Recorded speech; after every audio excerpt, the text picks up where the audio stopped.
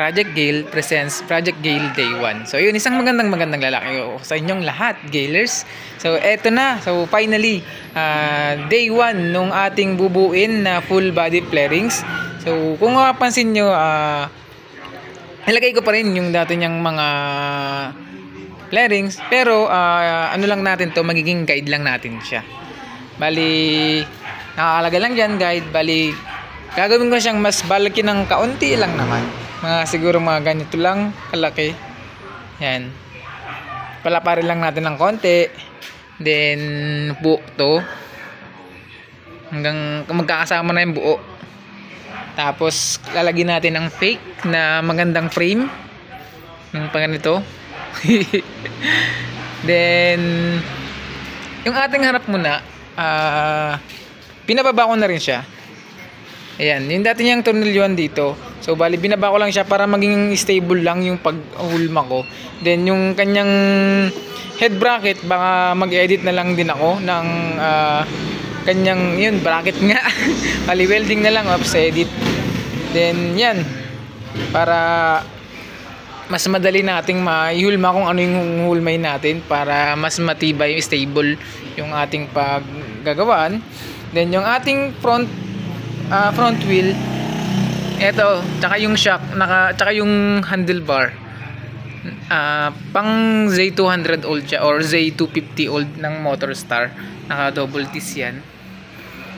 Ayan, then yung kanyang brakes, bali i-modify ko yan, bibili ako ng mga class A na Brembo na nabibili sa Shopee, so kabilaan din to. Sa kanyang butterfly, then T-post, gamit ko pa rin yung ating stock na yun nga, butterfly at T-post. Then naka under the butterfly yung kanyang handlebar.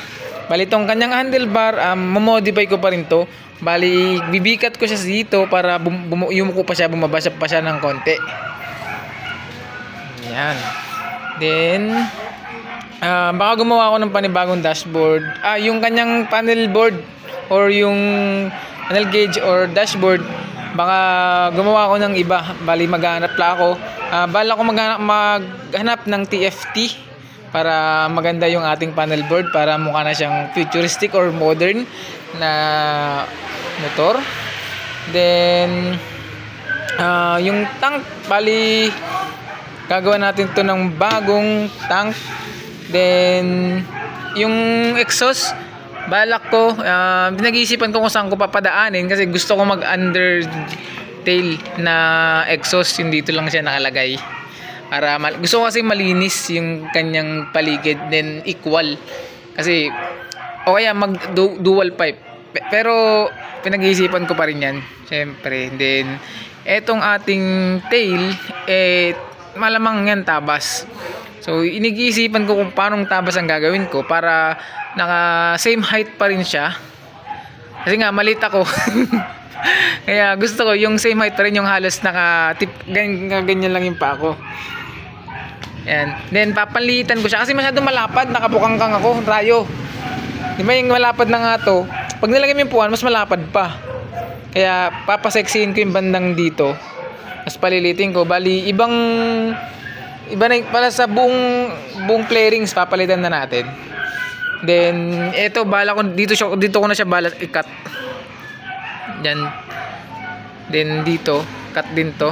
Itong bakal na to, tanggalin natin yan.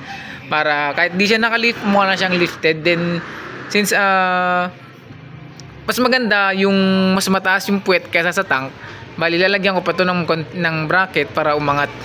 Para nakasubsob siya pag ganun. So mas mataas yung tail kaysa sa tank. Then ayan, nilagay ko lang yung kanyang mags. Ang mags na bala kong gamitin dyan pang siyempre ipares natin sa 200, pero depende pa rin kung anong trip. Pero itong swing arm yan gagamitin ko kasi ayoko nung Z200 old, sobrang bigat. Then yung head, pinag-iisipan ko pa kung anong head yung gagawin ko. Kasi ang bala ko rito, gawin akong hybrid na futuristic or modern motorcycle. Yung basta kakaiba siya pag halu-haluin ko kung ano man yung mga magugustuhan kong design na makikita ko sa Google. para maging hybrid, iba-ibang mga flarings. Then yung sa front wheel fender meron na tayo, yung ganito. So ito nang gagamitin ko, edit ko na lang yan. Tapos ano pa ba? So ayun, abang-abang na lang mga tol kung ano yung magiging kalabasan nito. So bali every time na tatrabawin namin siya, mag-update ako. So ito yung ating day 1 ng Project Gale.